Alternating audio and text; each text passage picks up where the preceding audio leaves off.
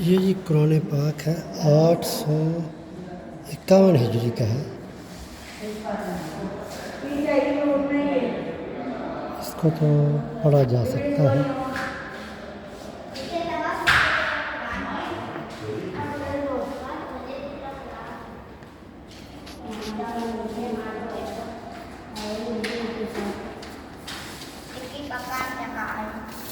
ये कलमी नुस्खा सारी 40 हदीसें हैं, जिसको हसन हसीन ने मेरे ख्याल में कंपाइल भी किया है। ये मुझे वही लगते हैं, ये अब्दुर्रहमान जामी ने इनको ट्रांसलेट किया है।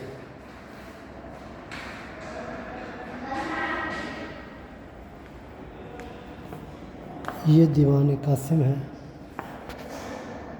और ये सिकंदर नामा है। ये कलमी नुस्खे हैं जी।